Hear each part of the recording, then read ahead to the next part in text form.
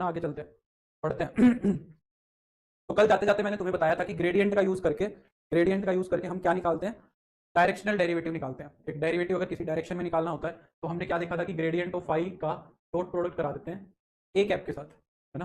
तो ये चीज करना है तुम्हें। सेक्शनल कट ऑफ कितनी एक्सपेक्टेड है मैथ्स की, पिछली बार तो 92 का शायद मेल में सिलेक्शन हो गया था ओवरऑल, है ना। तो 40-40 नंबर ले लो और बाकी करो, ठीक है। सर मैंने बुक ली है प्रीवियस ईयर के क्वेश्चंस की। प्रीवियस ईयर की कौन सी बुक आती है भाई, DSSS की हमने तो देखी नहीं। हमें भी बता दे भाई नितेश, बच्चों का थोड़ा भला हो जाएगा। मेरे को तो पता नहीं, अगर कोई ऐसी बुक आती है तो बता दो भाई। अगर ऐसी कोई 1530 क्वेश्चन PYQs DSSS की बुक छपी है तो बताओ। तो वो तो फिर बेस्ट बुक हो जाएगी प्रिपरेशन करने की। ये हमने किया था, अब आगे चलते हैं। ठीक है, हाँ चलो। हम्म।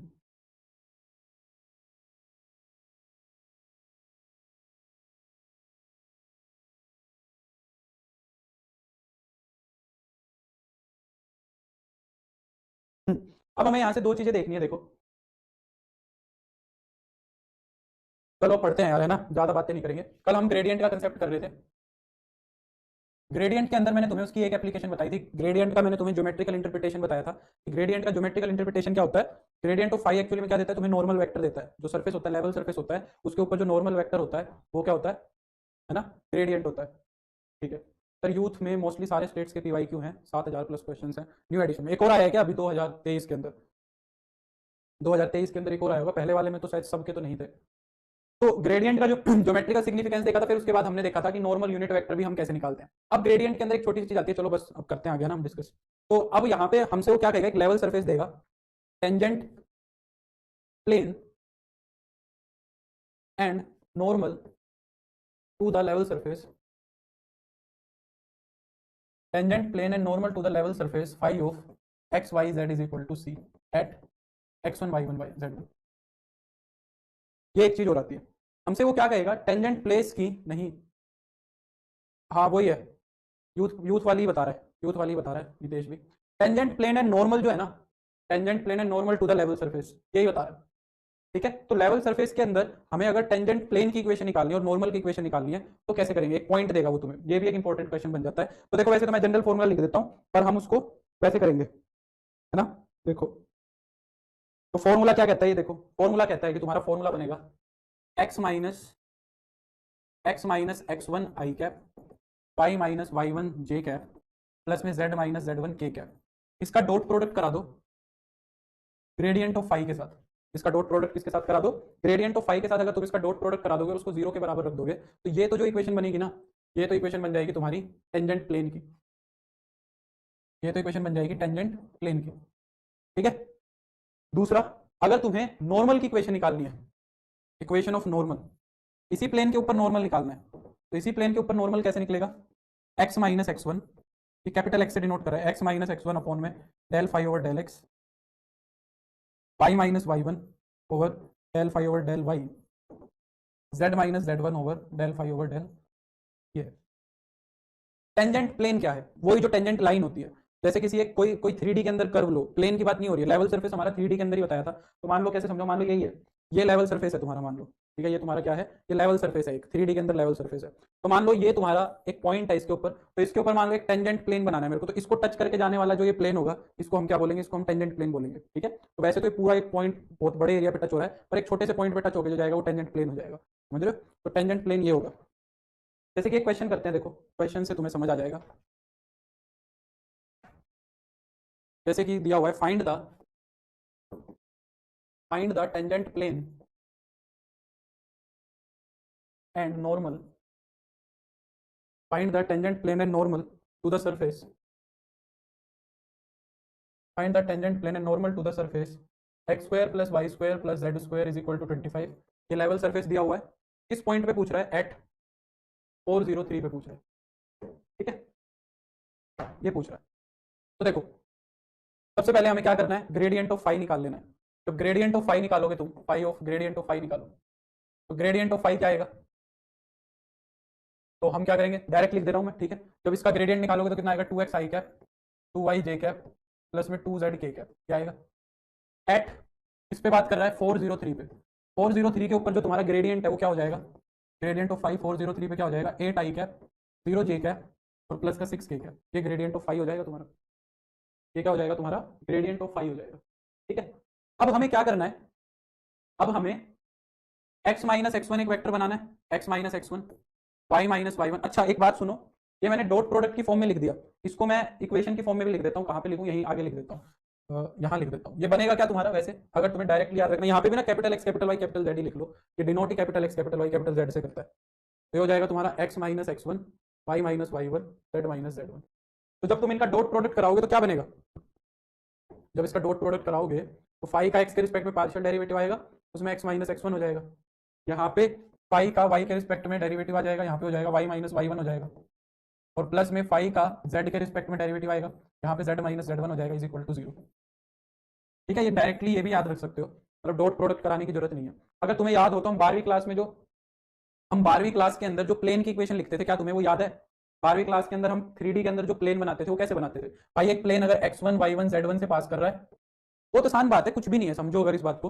तो x1 y1 z1 अगर एक प्लेन पास कर रहा है और उसकी नॉर्मल की जो डायरेक्शन रेशियो है, जो नॉर्मल के डायरेक्शन रेशियो है वो ABC है, तो हम एक प्लेन की इक्वेशन कैसे लिखते हैं 3D के अंदर? मान लो ये प्लेन है तुम्हारा, है ना, इसका एक पासिंग पॉइंट दिया हुआ है तुम्हें x1 y1 z1, या x1 y1 z1 तुम्हें एक पासिंग पॉइंट दिया हुआ है, और एक इसके ऊपर जो नॉर्मल वेक्टर है ना उसके डायरेक्शन रेशियो दिए हुए हैं A B और C समझ रहे हो, A B और C दिए हुए हैं। तो इस प्लेन की इक्वेशन क्या बन जाएगी, इक्वेशन ऑफ प्लेन, याद है प्लेन की इक्वेशन क्या बनाते थे हम, A into X minus x one plus B into Y minus Y one plus का C into Z minus Z one is equal to zero. यही इक्वेशन बनाते थे ना। तो एक प्लेन की इक्वेशन बनाने के लिए मुझे चाहिए क्या, एक तो पासिंग पॉइंट चाहिए और नॉर्मल के डायरेक्शन रेशियो चाहिए। और कल हमने देखा था कि नॉर्मल क्या होता है, एक लेवल सरफेस के ऊपर, एक लेवल सरफेस के ऊपर नॉर्मल होता है, उसका ग्रेडियंट, जो उसका ग्रेडियंट वेक्टर बनता है वो नॉर्मल ही तो होता है।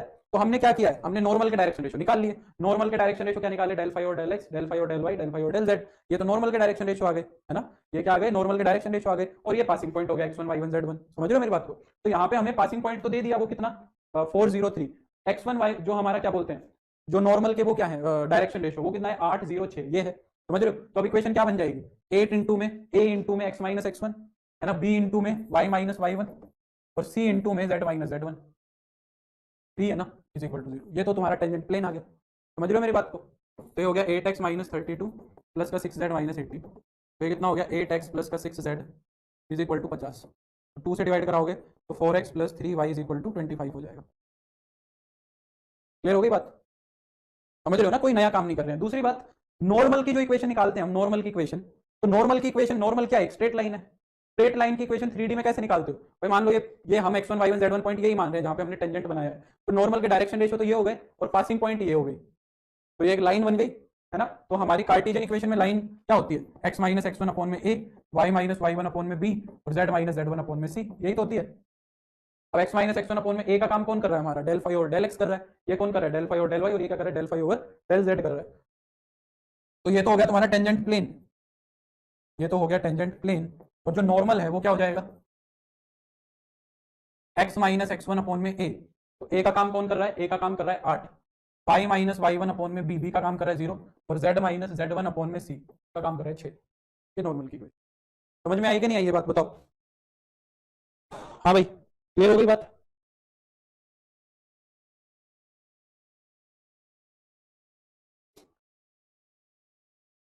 ठीक है, अगली बात, कई बार हमसे एंगल पूछ लेता है, angle of intersection of two level surfaces, angle of intersection of two level surfaces. अब लेवल सरफेसेस की तो डायरेक्शन होती नहीं है, लेवल सरफेसेस की तो डायरेक्शन होती है नहीं। डायरेक्शन किसकी होती है लेवल सरफेस के ऊपर, ग्रेडियंट की तो होती है। ग्रेडियंट फाई जो होता है वही तो डायरेक्शन प्रोवाइड करता है मुझे। तो मैं क्या करूंगा, मैं ग्रेडियंट ऑफ फाई निकालूंगा दोनों का। पहले तो इंटरसेक्टिंग पॉइंट देखेंगे भाई, मान लो एक लेवल सरफेस ये है, एक लेवल सरफेस ये है, तो पहले तो हम यही देखेंगे ना कि यहाँ पे इंटरसेक्ट कहाँ पे कर रहे हैं, समझ रहे हो। तो पहले तो इंटरसेक्टिंग पॉइंट देखेंगे, फिर उसके बाद हम दोनों पे नॉर्मल ड्रॉ कर देंगे, इस पे भी नॉर्मल ड्रॉ कर देंगे और इस पे भी नॉर्मल ड्रॉ कर देंगे। नॉर्मल कौन होगा, ग्रेडियंट ऑफ फाई होगा। इनके बीच का जो एंगल होगा उस एंगल को मैं बोल दूंगा कि इन दोनों लेवल सर्फेसिस के बीच में एंगल है। तो कोस थीटा जो है, कोस थीटा की फॉर्म में निकलता है, कहता है gradient of phi one dot gradient of phi two. भाई दो वेक्टर्स के बीच में एंगल कैसे निकलता है, cos theta a dot b upon में ए का मैग्नीट्यूड इंटू में बी का मैग्नीट्यूड, वही तो कर रहे हैं, ए डॉट बी अपॉन में ए का मैग्नीट्यूड इंटू में बी का मैग्नीट्यूड। नहीं आई बात समझ में, ऐसे करना है। जैसे कि देखो इसका कोई आसान सा क्वेश्चन मुझे दिखे तो मैं कराता हूं तुम्हें।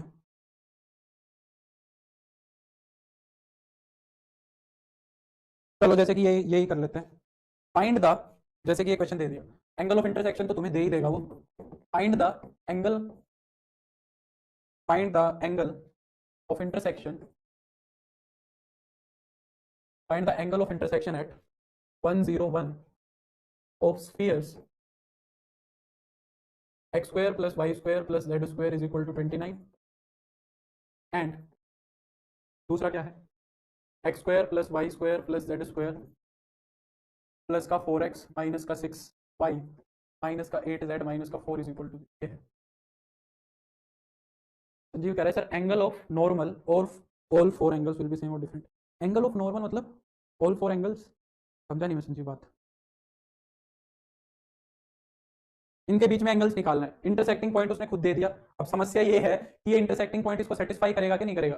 अगर मैं इसको सेटिस्फाई कराओ भाई, इसको सेटिस्फाई कराओ, इस स्फीयर को सही करो, सेटिस्फाई भी तो करना चाहिए दोनों को।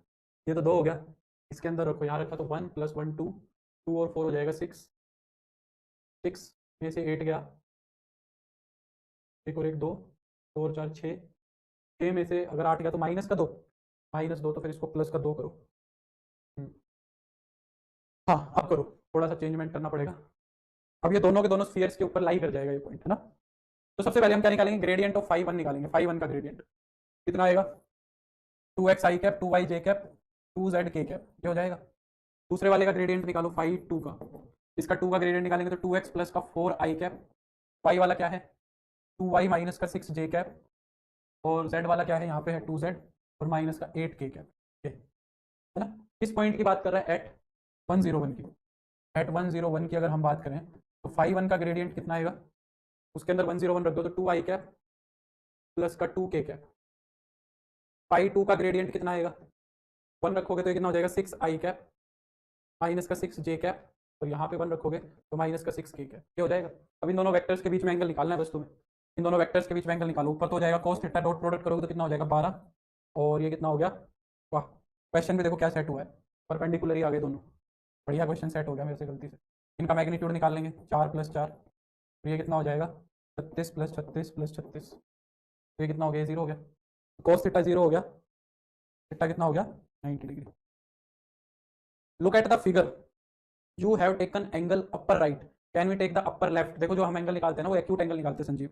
जब भी दो लाइंस इंटरसेक्ट करती हैं तो दो लाइंस के बीच में जो एंगल होता है वो किसके बीच में होता है, दो लाइंस के बीच में जो एंगल होते हैं वो 4 होते हैं बेसिकली, ठीक है संजीव। हम हमेशा एक्यूट एंगल फाइंड आउट करते हैं, हम हमेशा कौन सा एंगल फाइंड आउट करते हैं, एक्यूट एंगल। एक उसके सामने वाला एक्यूट होगा और दूसरे वाला क्या होगा, ऑब्ट्यूज होगा, 4 एंगल होते हैं, ठीक है। तो हम एक्यूट ही फाइंड आउट करते हैं। जब दो लाइंस के बीच में हम एंगल फाइंड आउट करते हैं, tan theta = m1 - m2 upon में 1 + m1 m2। यहाँ से जब हम एंगल फाइंड आउट करते हैं तो tan थीटा को पॉजिटिव लेके चलते हैं, ताकि हमारा जो एंगल है वो एक्यूट एंगल है। जैसे 45 डिग्री आ गया दो लाइंस के बीच में, दो लाइंस के बीच में 45 डिग्री एंगल आ गया, तो ये अंडरस्टूड है कि ये वाला 45 है और ये दोनों 135 है। समझ आ रही है बात, इस तरीके से एक्यूट एंगल ही फाइंड आउट किया जा रहा है यहाँ पे। तो ये दोनों काम कर दोगे, टेंजेंट प्लेन और नॉर्मल, और दो लेवल सरफेसेस के बीच में एंगल, ठीक है। अब आगे बढ़ते हैं। अब तुम्हारा नेक्स्ट आता है, ग्रेडियंट तुम्हारा खत्म हो गया, अब हमारा आता है divergence of A, divergence of A vector field. एक वेक्टर फील्ड का हमें डाइवर्जेंस निकालना है। अभी तक वो किसका निकाल रहे थे, हम स्केलर का निकाल रहे थे, अब हमें किसका निकालना है, डाइवर्जेंस निकालना है वेक्टर फील्ड का। यहाँ पे हम क्या करते हैं, जो हमारा डेल ऑपरेटर होता है उसका डॉट प्रोडक्ट करा देते हैं हम फाई के साथ या एफ के साथ, फील्ड एफ है तो वेक्टर जो फंक्शन हम लेके चल रहे हैं अगर वो एफ है तो हमारा क्या हो जाएगा, ये हो जाएगा वेक्टर फंक्शन, लिख लो। और इसको हम कैसे लिख देते हैं, इसको हम DIV ऑफ एफ ऐसे भी लिख देते हैं, डाइवर्जेंस ऑफ एफ। तो यहाँ पे बेसिकली तुम क्या करना चाह रहे हो, del over del X I cap, del over del Y J cap और del over del Z K cap, इसका तुम डॉट प्रोडक्ट कराना चाह रहे हो इसके साथ, F1 आई कैप, F2 जे कैप और F3 के कैप के साथ, है ना। जब डॉट प्रोडक्ट कराओगे तो F1 का तो पार्शियली डेरिवेट हो जाएगा एक्स के रिस्पेक्ट में, है ना, और F2 का डेरिवेटिव हो जाएगा पार्शियली वाई के रिस्पेक्ट में, और F3 का पार्शियल डेरिवेटिव हो जाएगा जेड के रिस्पेक्ट, और एक कांस्टेंट आ जाएगा, या एक मैं कहूँ कि एक स्केलर फील्ड ही आ जाएगी वापस से। तो ये क्या हो जाएगा तुम्हारा, ये इसको हम बोलेंगे डाइवर्जेंस ऑफ एफ है। जैसे कि मैं एक बेसिक सी बात पूछूं तुमसे कि if f is equal to 2xyz i cap plus में 4x² + y² j cap plus में 8x² y k cap, evaluate divergence of f at -1 -1 -1, बताओ कितना आएगा, बोलो।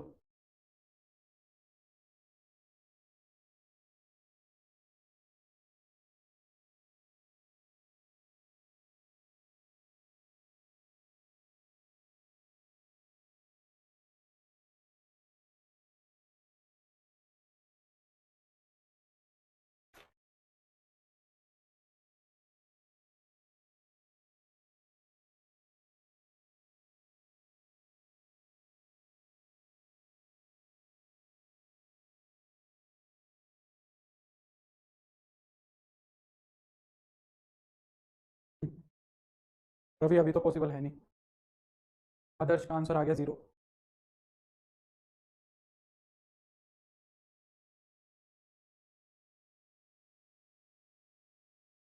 भावना रूबल का भी 0 आया है।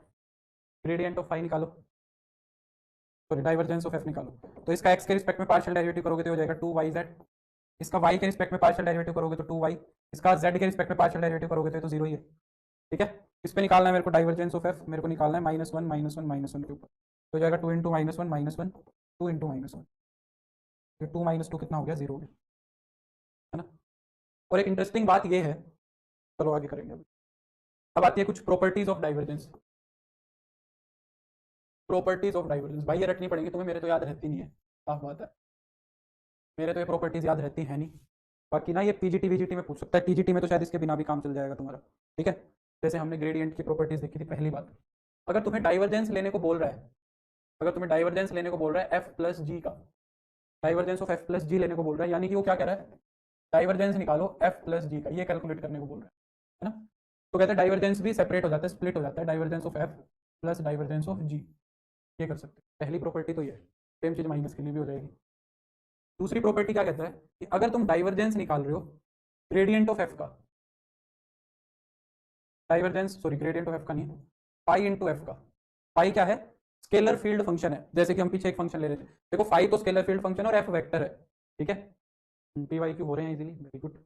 पाई जो है तुम्हारा स्केलर फील्ड फंक्शन है और एफ तुम्हारा वेक्टर फंक्शन है, समझ रहे हो ना दोनों। फाई जो हम पीछे लेके चले थे वो, तो इसको हम कैसे करेंगे, यानी कि मैं क्या कैलकुलेट करने को बोल रहा हूँ तुम्हें, डाइवर्जेंस किसका लेने को बोल रहा हूँ, फाई इंटू में एफ का लेने को बोल रहा हूँ। तो कैसे ऑपरेट होगा देखो, वो कहता है कि ग्रेडियंट ऑफ फाई बन जाएगा, ग्रेडियंट ऑफ फाई बन जाएगा और इसका डॉट प्रोडक्ट हो जाएगा एफ के साथ।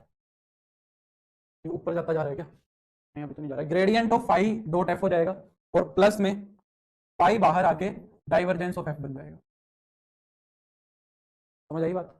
अगर तुमने डाइवर्जेंस किसका लिया है, फाई इंटू एफ का लिया है, तो ये क्या हो जाएगा, gradient of phi dot f plus में ये क्या हो जाएगा, फाई बाहर आ जाएगा, सिंपल फाई बाहर मल्टीप्लाई हो गया और यहाँ पे हमने क्या ले लिया, डाइवर्जेंस ऑफ एफ। यानी कि अगर तुम इसको पढ़ना चाहते हो तो इसको कैसे पढ़ोगे, यहाँ पे हमने क्या किया है, डाइवर्जेंस ऑफ किसका लिया, डाइवर्जेंस सॉरी तो हटाओ, दोबारा ही लिखा हुआ है वो देखो, वहाँ पे हमने क्या लिखा है कि हमने ग्रेडियंट तो लिया है फाई का और इसका डॉट प्रोडक्ट करा दिया एफ के साथ, और ये क्या लिखा हुआ है तुमने, फाई इंटू में यहाँ पे हमने क्या लिखा हुआ है, डाइवर्जेंस ऑफ एफ। तो इसको ऐसे पढ़ेंगे। ये बात ध्यान रखना कि कहाँ पे मल्टीप्लीकेशन हो रहा है, कहाँ पे मल्टीप्लीकेशन हो रहा है, कहाँ पे डॉट प्रोडक्ट हो रहा है, ये चीजें ध्यान रखना कि हमने ग्रेडियंट ऑफ फाई का डॉट प्रोडक्ट एफ के साथ कराया है और यहाँ पे फाई को हमने डाइवर्जेंस ऑफ एफ के साथ सिंपल मल्टीप्लाई कराया है। ठीक है, ये चीजें तुम्हें ध्यान रखनी पड़ेंगी, इनको रटने के अलावा और कोई ऑप्शन है नहीं। ठीक है, ये सेकंड प्रॉपर्टी हो गई। थर्ड प्रॉपर्टी, थर्ड प्रॉपर्टी क्या कहता है, कहता है ये वेक्टर फंक्शन, ये वेक्टर फंक्शन इज सोलेनोइडल। ये तुम्हें एक नहीं कई सवाल मिल जाएंगे प्रीवियस ईयर में, इंपॉर्टेंट है। A vector function is solenoidal, vector function solenoidal होगा इफ, अगर उसका डाइवर्जेंस 0 है। अगर एक वेक्टर फंक्शन का डाइवर्जेंस 0 होगा तो उसको हम क्या बोलेंगे कि वो हमारा सोलेनोइडल है, वो हमारा क्या हो जाएगा, सोलेनोइडल हो जाएगा। ठीक है, जैसे कि मैं तुम्हें एक इससे रिलेटेड क्वेश्चन कहता हूँ, find lambda if f is equal to,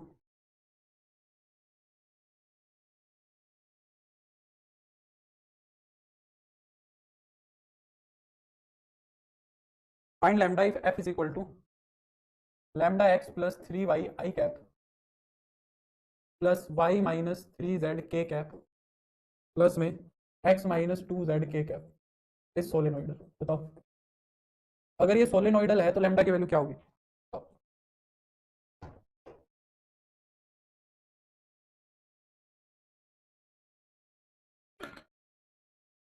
आज एक घंटा ही पढ़ेंगे। ठीक है आज मेरी हालत ख़राब है, तो 2 घंटे और 2 और 3 5, 5 और 1.5 6.5, 6.5 और आधा घंटा 7, अभी 8वां घंटा चालू हो गया है तुम्हें पढ़ाने का। बोलो।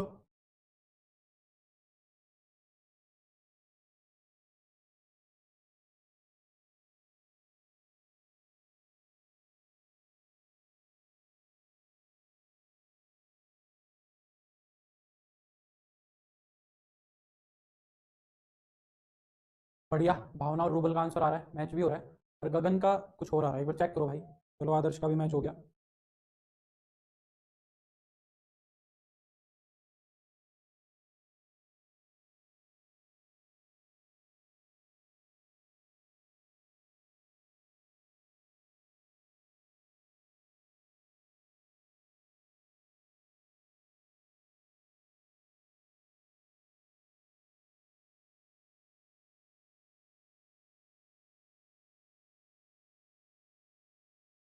बनाया। तो क्या निकालो, इसका डाइवर्जेंस निकालो। डाइवर्जेंस निकाल के 0 के बराबर रख दो। तो इसका डाइवर्जेंस लोगे तो यहाँ पे कितना आएगा लैम्डा, वहाँ पे कितना आएगा 1, और वहाँ पे कितना आएगा -2। तो लैम्डा की वैल्यू 1 आ जाएगी। ठीक है, आसान सा क्वेश्चन है, आसान सा क्वेश्चन है। ठीक है, नेक्स्ट कोई और क्वेश्चन देखता हूँ, कोई ढंग का क्वेश्चन दिखे तो।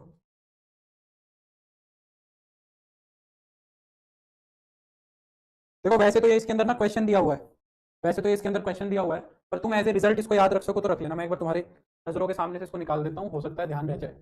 एक हमने ग्रेडियंट में भी ऐसा ही किया था, अगर आर वेक्टर तुम्हारा x I cap Y J cap plus Z K cap है ना, ये किया था ना हमने। और आर जो है वो क्या है, आर का मैग्नीट्यूड है, यानी कि क्या है, रूट में x square plus y square plus z square है। तो कह रहा है कि देन ये तीन बातें अगर ये तुम्हें ध्यान रह सके तो ध्यान रखना। पहली, जो आर का डाइवर्जेंस है, ये तो एकदम आसान सी बात है, तो आर का डाइवर्जेंस है वो तो 3 होगा, एक्स का भी 1, वाई का भी 1, जेड का भी 1, डेरिवेटिव 1 1 1 होंगे, तो ये 1 हो जाएगा। ठीक है, दूसरा, अगर तुम्हें डाइवर्जेंस निकालना है किसका, r raise to the power n into में आर वेक्टर का, इसका अगर डाइवर्जेंस निकालना है तो होगा n+3 into r raise to the power n. आप प्रीवियस ईयर में डायरेक्ट रिजल्ट ही पूछता है, यही होगा, इसीलिए टाइम कम लगेगा, या तो आएगा या नहीं आएगा। मैं चिल्ला चिल्ला के गला फाड़ फाड़ के इतने दिन से यही तो कह रहा हूँ कि डी ट्रिपल एस बी वाला मेहनत नहीं कराता है। R vector over r cube vector का जो डाइवर्जेंस हो, r vector over r cube का जो डाइवर्जेंस होगा वो 0 होगा। अब इनको अगर तुम रट सको तो रट लेना, तेरा काम एक बार तुम्हें बता देना है, दिखा देना है, बाकी इनको प्रूव करने तो बैठेंगे नहीं हम, प्रूव करने से कुछ होगा भी नहीं। बस डाइवर्जेंस की इतनी कहानी है, और डाइवर्जेंस का कोई खास काम करने की जरूरत नहीं है। बाई चांस कुछ क्वेश्चन आ जाएगा तो तुम्हें पता है डाइवर्जेंस कैसे लेना है ना, ग्रेडियंट क्या होता है, अगर कुछ इमरजेंसी हो ही गई तो फिर अल्टीमेटली ऑपरेशंस लगाने तो तुम्हें आते ही है। ठीक है, तो ये डाइवर्जेंस की बात हो गई सारी की सारी, और इसके अंदर मुझे कुछ ऐसा दिख नहीं रहा है।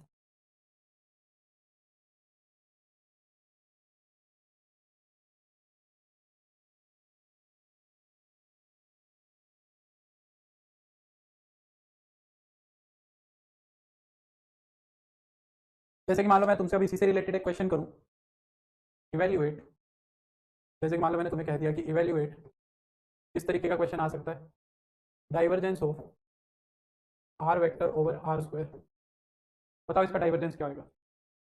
आज मेरी फर्स्ट क्लास है, मेरा नाम ले लो, अरे भाई अरुण गुड इवनिंग, हम तो नाम ही नाम लेते रहते हैं, हमारी क्लास में सबका नाम भर भर के लिया जाता है इसमें किसी को कोई समस्या नहीं होती मेरी क्लास में।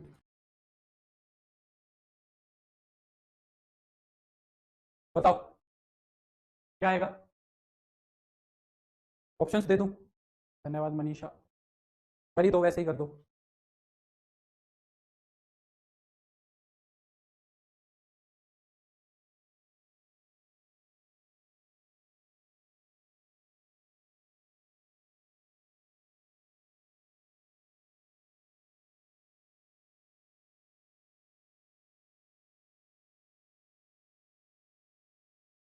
आर आया, आर आर आर, हाँ हाँ, वेरी गुड भावना। नितेश, कौन सा रिजल्ट लग रहा है इसके अंदर, दूसरे वाला रिजल्ट लग रहा है, दूसरे वाला रिजल्ट लग रहा है ना। इसके अंदर हमने एन की वैल्यू कितनी ली है, एन की वैल्यू -2 ली है सेकंड रिजल्ट के अंदर। अगर हम सेकंड रिजल्ट के अंदर, ये जो तुम्हारा सेकंड वाला रिजल्ट है, इसके अंदर अगर मैं एन की वैल्यू -2 ले लूंगा, अगर मैं इसके अंदर एन की वैल्यू क्या ले लूंगा, -2 ले लूंगा, तो कितना हो जाएगा तुम्हारा divergence of R over are square ही तो बना, ये divergence of R over are square तो बना। यहाँ पे एन की जगह हम क्या रख देंगे, -2 रख देंगे, तो ये कितना हो जाएगा, -2 प्लस का 3 into r raise to the power -2 हो जाएगा, है ना। तो ये कितना बन गया तुम्हारा, ये तो 1 बन गया, और ये कितना हो गया, 1 ओवर आर स्क्वायर, तो 1 ओवर आर स्क्वायर आ जाएगा। भावना ने ट्राई किया तो सही नहीं था, क्लियर हो गई बात, ये कितना हो गया, 1/r स्क्वायर हो गया। तो इस रिजल्ट को थोड़ा सा दिमाग में रख लेना, इस रिजल्ट को थोड़ा सा दिमाग में रख लेना, ये वाला रिजल्ट समझ में आ गया होगा, ये वाला रिजल्ट इसी से आया है। अगर एन की वैल्यू हम -3 ले लेंगे इसी के अंदर, इसी के अंदर एन की वैल्यू -3 रख दो तो 0 बन जाएगा, है ना। तो ये थर्ड वाला जो रिजल्ट है तो इसी से ही आया है, तो एन की वैल्यू -3 रख दो तो 0 बन जाएगा। इसको थोड़ा सा याद कर लेना भाई, ये थोड़ा इंपॉर्टेंट लग रहा है मेरे को। ठीक है, आगे बढ़े, तो ये तुम्हारी डाइवर्जेंस की बस मोर देन इनफ कहानी हो गई। डाइवर्जेंस के बाद आता है तुम्हारा last, curl of A vector, curl of A vector function, एक वेक्टर फंक्शन का कर्ल लेना है। ठीक है, तो हम क्या करेंगे, जो हमारा डेल ऑपरेटर है ना उसका क्रॉस प्रोडक्ट करा देंगे, जो हमारा डेल ऑपरेटर है उसका हम क्या करा देंगे, क्रॉस प्रोडक्ट करा देंगे, डेल ऑपरेटर का क्रॉस प्रोडक्ट एफ के साथ करा देंगे। ठीक है, तो इसको हम क्या बोलेंगे, तो यही आया था मेरा, एक्स वाई के टर्म में लिखने में टाइम लग रहा था, कोई नहीं आदर्श। तो इसका क्रॉस प्रोडक्ट कराना है, तो इसका क्रॉस प्रोडक्ट कैसे होता है, दो वेक्टर्स का क्रॉस प्रोडक्ट डिटर्मिनेंट की फॉर्म में होता है। यहाँ पे आ जाएगा तुम्हारा del over del x, del over del y, del over del z, यहाँ पे एफ के कंपोनेंट्स आ जाएंगे, F1 F2 F3 क्या आ जाएंगे, ये तुम्हारा क्या आएगा, एक वेक्टर निकल के आएगा, तो इसको हम क्या बोलेंगे, कर्ल बोलेंगे। ठीक है, अच्छा इसको ना हम डायरेक्टली भी याद रख सकते हैं, इसको हम क्या याद रख सकते हैं, डायरेक्टली भी याद रख सकते हैं। अगर डिटर्मिनेंट नहीं सोल्व करना चाहते हो तो डायरेक्टली, देखो कैसे याद करेंगे, यहाँ पे क्या हो गया, यहाँ पे F1 का कंपोनेंट आएगा पहला, F1 के बाद कौन आ गया, F2 F3 आ गया, F1 के बाद कौन आ गया, F2 F3 आ गया, है ना। F1 के बाद F2 F3, तो पहले F3 को लिखो डेल F3 और फिर लिखो F2 को डेल F2, तो ये यहाँ पे आ जाएगा y और यहाँ पे आ जाएगा z, क्योंकि x वाला कंपोनेंट लिख रहे हो तो ऐसे, x वाला कंपोनेंट लिखा तो y z, और ऊपर इन दोनों को पलट के लिखना है। फिर तुमने F2 वाला कंपोनेंट उठाया तो F2 से आगे कौन है, F3 और F1, F2 से आगे कौन कंपोनेंट है, F3 और F1, यहाँ पे आएगा कौन कौन पार्शियल डेरिवेटिव, तुमने कौन सा लिया है, y वाला लिया है, x वाला लिया था तो yz, y वाला लोगे तो zx, और इनको पलट दो, F1 यहाँ आ जाएगा और F3 यहाँ आ जाएगा, समझ रहे हो, जे कैप, और ये क्या है, ये F3 वाला है, F3 वाले से आगे वाले दो कौन से हो गए, F1 और F2 हो गए। ठीक है, यहाँ पे कौन था, ये Z वाला है, Z वाले से आगे वाले XY, तो यहाँ पे आएगा X और यहाँ पे आएगा Y, इनको पलट दो, ये हो जाएगा F2 और ये हो जाएगा F1। अगर डायरेक्टली भी तुम्हें लिखना है तो ऐसे लिखना पड़ेगा, बाकी मेरे को तो नहीं लगता ये एक अच्छा ऑप्शन है ऐसे लिखना, है ना, मुझे तो नहीं लगता, मेरे को भी एक बार बीच में वेरीफाई करना पड़ा।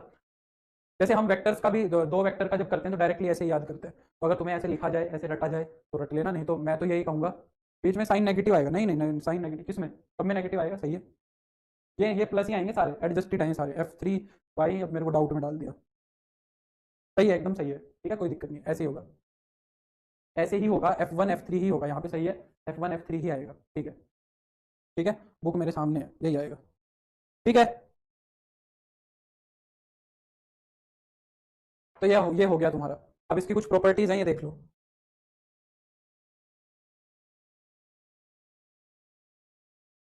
इसकी कुछ प्रॉपर्टीज हैं, ये देख लेते हैं।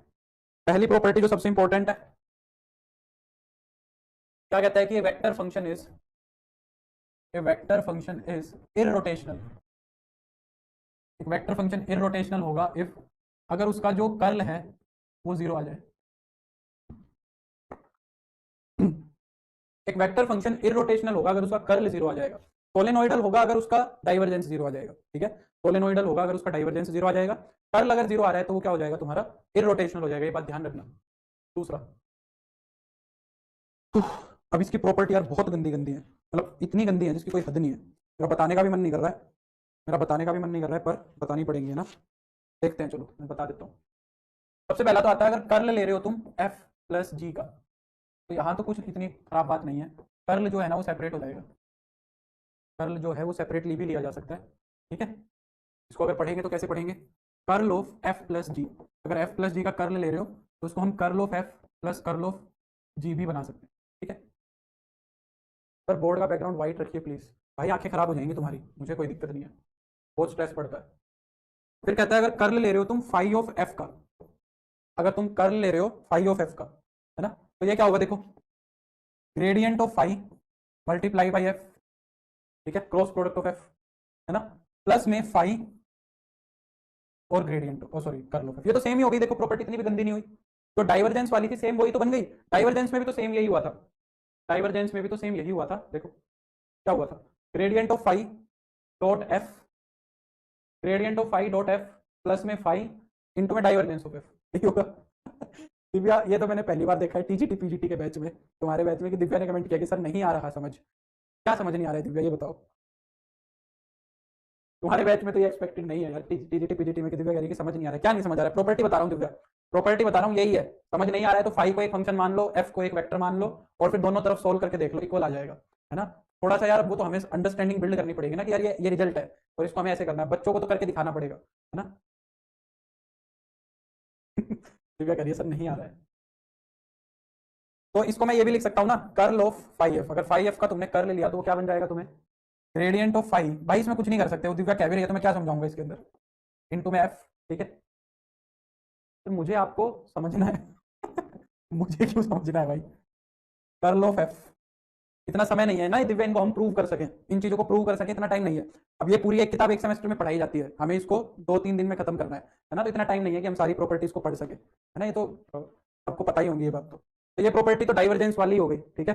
हाँ, फोर्थ वाली, फोर्थ प्रॉपर्टी देखो क्या कहती है, कहता है अगर डाइवर्जेंस ले रहे हो एफ क्रॉस जी का, देखो ये थोड़ी इंटरेस्टिंग है, यहाँ पे हम एक्चुअली में डाइवर्जेंस ले रहे हैं, यहाँ पे हम कर्ल नहीं ले रहे हैं, यहाँ पे डाइवर्जेंस ले रहे हैं, पर ये कर्ल में कन्वर्ट होगा, तो कर्ल में कन्वर्ट होगा इसलिए प्रॉपर्टी कर्ल की बन गई। ठीक है, क्या कहता है, कहता है कि G dot curl of F हो जाएगा, G dot curl of F minus में F dot curl of G, ये हो जाएगा। ठीक है दिव्या तो लगता है सच में ही गलत ट्रेन में चढ़ गई।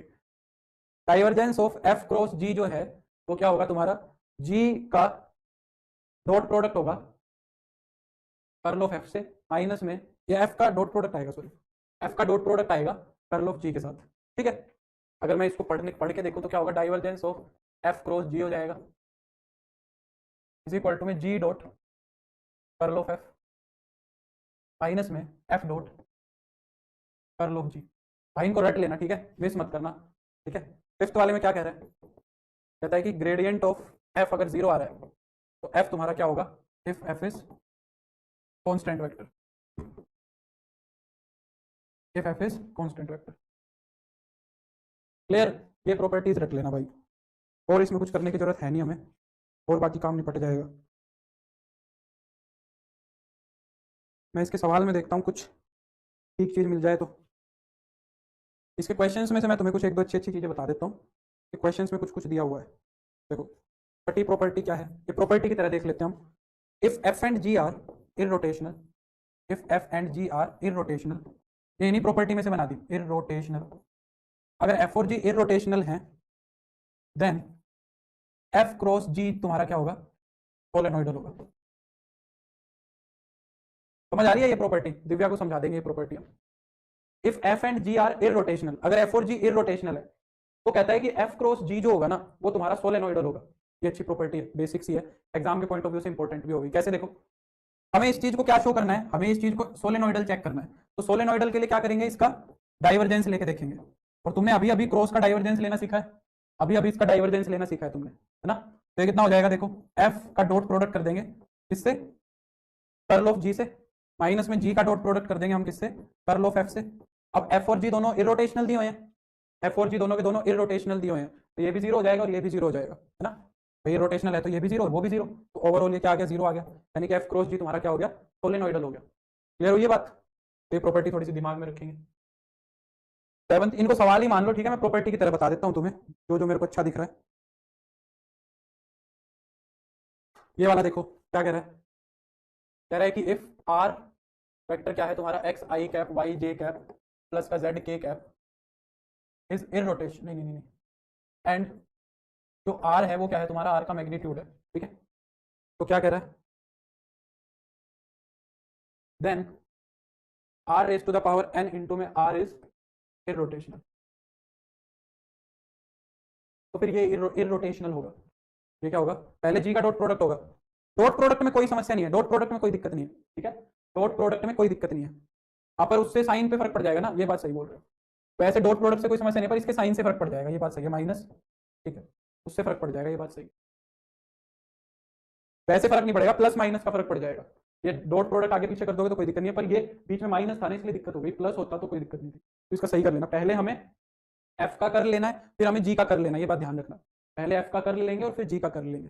ये देखो ये प्रॉपर्टी क्या कह रही है, अच्छी प्रॉपर्टी है। अब ये सवाल आ सकता है जैसे कि मैंने पूछ लिया,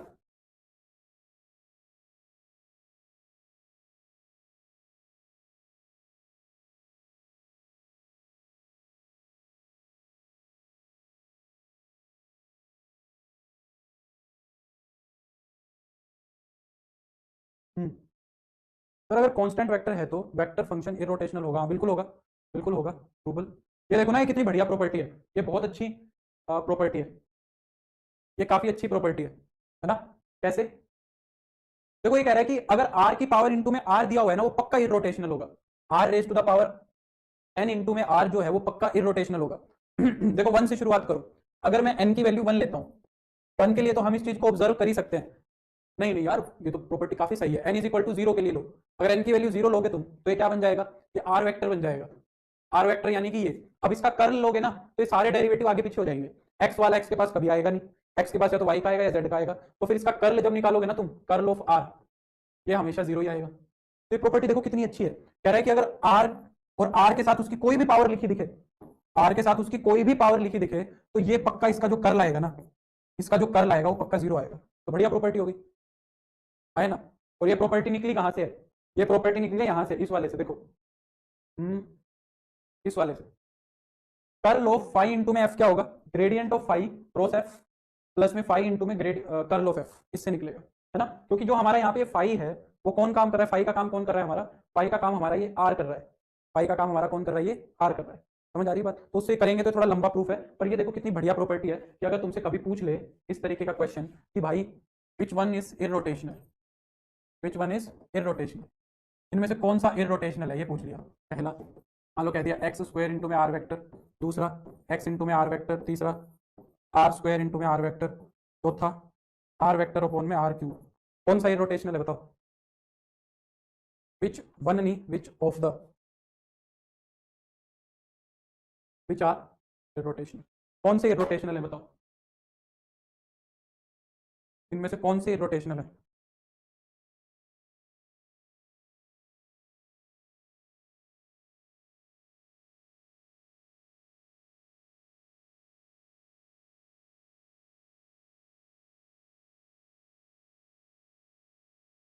कौन से इररोटेशनल बताओ, है ना। तो आर की पावर अगर कहीं भी मल्टीप्लाइड है तो वो इररोटेशनल हो गया, ये वाला भी इररोटेशनल और ये वाला भी इररोटेशनल, ठीक है, थर्ड और फोर्थ। तो बस तो हो गया इररोटेशन। केवीएस पीआरटी रिटर्न 137, इंटरव्यू में 32 मार्क्स की नीड थी, वेटिंग लिस्ट में नाम आएगा या नहीं। 32 मार्क्स तो आराम से आ जाएंगे अरुण, कोई दिक्कत नहीं है। रिजल्ट आ गया, थर्ड एंड फोर्थ हो जाएंगे, बिल्कुल सबका सही है। समझ आ गई होगी बात। तो अब इसी के साथ हमारा कर्ल पूरा हो गया। कल के लेक्चर में मैं वेक्टर इंटीग्रेशन करा दूंगा, तीनों थ्योरम्स कर लेंगे हम, और इसकी कुछ थोड़ी प्रैक्टिस भी कर लेंगे, ठीक है। मैं तुम्हें इसकी शीट शेयर कर दूंगा, इसकी शीट है मेरे पास, इस घटना चक्र वाली बुक की है, घटना चक्र वाली बुक की शीट है मेरे पास, है ना। तो चलो बस आज के लिए इतना ही करेंगे, अब मेरे हाथ पैरों ने जवाब दे दिया, अब मिलेंगे हम कल, ठीक है। चलो bye, take care, good night, मिलते हैं कल, और पढ़ाई कर लो अब, ठीक है। टीजीटी वाले प्रीवियस ईयर करने शुरू कर दो, टीजीटी वाले प्रीवियस ईयर करो, अब लगभग सिलेबस हो चुका है यूजीपीजी का, तुम्हें लगेगा सारा ही हो चुका है, क्योंकि उसके अंदर 11वीं 12वीं के तो क्वेश्चन ही नहीं मिलेंगे। तो अब सही टाइम है कि पेपर्स को करना शुरू कर दो, अगले 10 दिन में एक बार पेपर को सारों को कर दो, प्रीवियस ईयर को, फिर जब पेपर आए तो एक बार फिर कर दो। जिस भी एग्जाम के प्रीवियस ईयर अवेलेबल होते हैं उससे अच्छी तैयारी कहीं से नहीं होती, किसी भी बुक से नहीं होती, कहीं से भी नहीं होती, क्योंकि एग्जामिनर वही होता है, ठीक है। एग्जामिनर चेंज नहीं होते हैं, वो कितना भी हाथ पैर मार ले वो अपने दिमाग से बाहर नहीं जा सकता है। तो एग्जामिनर जब तक चेंज नहीं होता तो प्रीवियस